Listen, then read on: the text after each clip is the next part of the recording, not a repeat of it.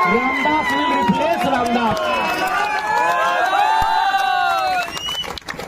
हमारे डुमरी विधानसभा से जहां हम विधायक बने वहां एक ही को नारा गूंज रहा था कि टाइगर की जगह टाइगर लेगा। जरूरी नहीं कि उसका परिवार सही होगा, जो टाइगर होगा वही टाइगर की जगह लेगा, और टाइगर ने जगह डुमरी में ले लिया। अब हम यहाँ कह रहे हैं, घाटशिला में वही कह रहे हैं कि रामदास जी की जगह रामदास जी लेंगे। सीधा बात है,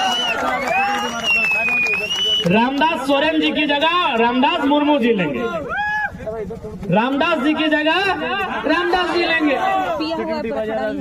ये तो आवश्यक नहीं है कि भाई उनके घर में जो जन्म ले उनका जो खून हो वही उनके जैसा हो, वही उनके जैसा काम करिए, जरूरी है। अगर ऐसा होता तो आज प्रधानमंत्री गांधी का पोता को होना चाहिए था, गांधी जी का पोता को होना चाहिए था, भगत सिंह के रिश्तेदार को होना चाहिए था, सरदार पटेल के रिश्तेदार को होना चाहिए था, नेताजी सुभाष चंद्र बोस के रिश्तेदारों को होना चाहिए था कि नहीं। अब गांधी जी अगर 1942 में आधे कपड़ों का आधा कपड़ा पहन के आंदोलन किए हैं, और उनका वंशज अगर आज बूट टाइम में आके कहेगा कि हमारे पूर्वज महात्मा गांधी जी उस समय ऐसा किए हैं, और तो भाई आज का समय अलग है, उस समय अलग थे। गांधी पूरे देश के थे, अपने परिवार के नहीं थे। क्या रामदास बाबू अपने परिवार के थे? नहीं, वो झारखंड के माफ कीजिएगा मंत्री थे।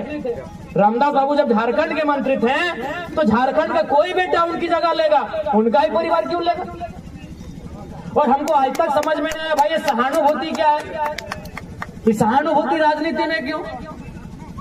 आप ही बताइए, क्या अगर कोई किसी डॉक्टर का निधन हो जाए तो क्या डॉक्टर के बेटे को डॉक्टर बनाया जाता है? क्या बनाना उचित भी रहेगा? अगर किसी डॉक्टर का बिना समय से पहले अगर निधन हो जाता है तो क्या डॉक्टर के बेटे को डॉक्टर हम बनाएंगे? क्या टीचर का निधन होने पे टीचर के बेटे को टीचर बनाएंगे? क्या एसपी का बेटा एसपी बनता है? तो ये कौन सा पैटर्न है भाई कि विधायक का बेटा विधायक बने, सांसद का बेटा सांसद बने, मंत्री का बेटा मंत्री बने? आखिर ये कौन सा पैटर्न है?